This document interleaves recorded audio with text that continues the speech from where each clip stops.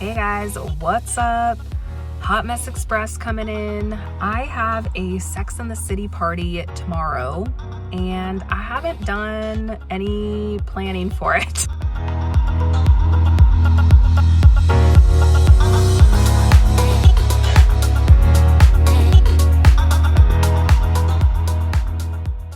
I just got back from a trip. My day job has just been so busy, and the party's already here tomorrow. So I thought I would do a little vlog to show you how I'm gonna pull this together, to give context on what this party is. I just wanted to do a Sex in the City themed party because I thought it would be fun. My colleague Lorena and I, colleague slash friend, we decided to kind of make this more of like a business event. So we're gonna have a bunch of women business owners come by, hang out, have some Cosmos, have some snacks, and I'm gonna show you guys how I'm gonna pull this together in under 20 or about 24 hours. What I'm gonna make is I'm gonna just do kind of like heavy appetizers, and honestly they don't all go together. It's not a very good theme, but they all just sounded good to me. So I am 10 months post-bariatric surgery, so I'm always looking for things I can do to make sure I get enough protein in, eat things that feel good for my body, and so that's kind of my plan with this. So I'm gonna be doing ham and cheese puff pastries. I'm gonna do a fiesta bean dip, and then I'm also gonna do a shrimp cocktail. So my friend Lorena is bringing Sex and the City cookies, so dessert is covered with that. And then I'm also gonna do a skinny version of a Cosmo. So I'm gonna go get the ingredients, take you guys with me, and the cool thing about everything I'm making is I can make it all tonight, refrigerated. The only thing that has to be baked are the little ham and cheese puff pastries, but everything else I can make it tonight, I can chill it. Tomorrow's gonna be kind of a busy work day for me as well, so I won't have to worry about it too much after the fact. And yeah, so let's do it. Let's have a Sex and the City party, because why not? All right, ran into Cartwright's, got what I needed. I'm gonna go to the liquor store next to get stuff for our Cosmos. I already got the cranberry nectar, is what this was called. I think it's interesting to point this out. So I looked at the regular cranberry juice and then this cranberry nectar. One was from like a concentrate and one was just straight like cranberry nectar juice. The cranberry nectar had 33 grams of sugar, but it's all 100% natural juice. With the regular cranberry juice, most of the sugar in it is added sugar. So it's like, I know that the cranberry nectar has quite a bit of sugar, but it's natural sugar. And so I've really been trying to just not overdo it with that, but I would rather have more true whole ingredients, even if there's more sugar, rather than all this added like fake sugar stuff in it. So another option, you can totally do sugar-free cranberry juice, especially if that is something you're wanting to monitor and be more mindful of. For me, when it's natural sugars in moderation, my body does totally fine. So that's what I'm gonna focus on. But yeah, so I'm gonna go to the liquor store. I've been over 21 now for almost 7 years. And I still feel like anytime I go into the liquor store, because it's not very often, I feel like I shouldn't be in there. Like, does anybody else have that too? So I'm gonna go be naughty and go to a liquor store even though I'm well over 21. I have to get vodka and triple sec for the Cosmos. So I'm gonna go do that next. All right, I've made some pretty good progress. Not only am I pretty much done, oh. What are you trying to tell me, cheesy boy? Why are you cheesing like that? It's creepy. You're creeping me out. Why are you so creepy? You need to go outside. Anyway, as I was saying, Ted so rudely interrupted me. Not only did I make pretty much everything for tomorrow, but I also made some tater tot casserole for dinner. Heck yes. And then these little puff daddies, I'm gonna go with it. These, I'm super stoked to try these. They are different than what I was planning. I was gonna just get puff pastry and like put it in little cupcake holders and then put the filling inside. But these were like, I think they're called puff pastry shells or something. And they naturally have a place for the filling. So I made a really yummy ham and Swiss filling. What are you doing? Why do you keep interrupting me? You want me to come out here while you go potty? Okay, go potty. He gets scared of the wind. Go potty, go on, you can do it. If this doesn't sum up what it's like to have corgis, I don't know what does. They get so stubborn. And part of it, I think he's scared of the wind in all fairness, but this is our life. Trying to get them to go potty all the time. Come on, Ted, you can do it. Good girl, Lid, I saw you go. Come on, Ted. Come on, everybody cheer for Ted. Go, bud. Yeah, good. All right, now that that's all settled, I don't even remember what I was saying. Oh, about the little puff daddies. So yeah, so they're like these little shells that you bake and then you put a filling. The filling I made was like a ham and Swiss cheese and like Dijon mustard creamy filling. It's so easy to make fillings. I think people often think like gravies, fillings, things like that are really complicated, but if you know how to make a good roux, you can make anything delicious. So a roux is just a fat, a type of flour, and a liquid. So my basic roux that I do are butter, flour, and milk if I'm wanting something more creamy, chicken stock if I'm wanting something more like, I don't know, more like chicken pot pie filling-ish.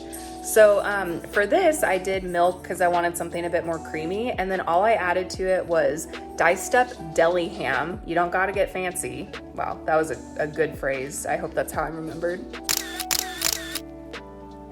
And Swiss cheese, Dijon mustard, and then some salt and pepper. That's all that was in it. And my roux. It smells really good. And then I have a beautiful shrimp cocktail. I went easy. I just got a store-bought shrimp cocktail sauce. But with the shrimp, I hate like standard shrimp cocktail shrimp. That's like, I don't know if they like boil it. I don't know what they do to it, but it always tastes nasty to me. So I got fresh shrimp that I just sauteed in a little bit of butter with salt, pepper. And then once I got the shrimp in this dish, I just put some red pepper flakes in it and just kind of mixed it up to give it a little bit of heat. So this will go into the fridge and I'm gonna serve it cold. The other thing that I'm not quite done with yet is I'm just doing like a bean dip. So I have canned refried beans.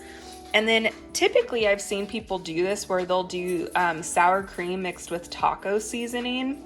I did non-fat plain Greek yogurt mixed with taco seasoning. So it's a great way. You get the same tartness that you would get from sour cream, but you're getting more protein. So I'm gonna top this off. I'm gonna just mash up some avocado and mix some salsa that I got, put that on top as the next layer, and then top it with a bunch of cheese. Yeah, and then I ended up getting some local biz here. They had their chips at the grocery store I went to, so I got those. I got all my citrus to avoid scurvy and to make cosmopolitans. So I'm rocking, I'm rolling. I feel really happy with everything I got done. Everything's gonna be cold except for those little puff daddies over there. And I think I'm gonna just keep them in the fridge overnight and then just reheat them before people come tomorrow. So I'm feeling pretty good with everything I got going. I'll do the drinks tomorrow. I still kind of gotta clean up the house a bit, but things are looking good. So I'm gonna finish this dip and then I'm gonna eat dinner and relax for a little bit. And then I might clean up tomorrow. I might clean up tonight. I'll see how I'm feeling. So yeah, I'll see you tomorrow. Okay, this is true confessions. These looked so good. I couldn't help myself, so I took a bite, and it is really good. These are so good.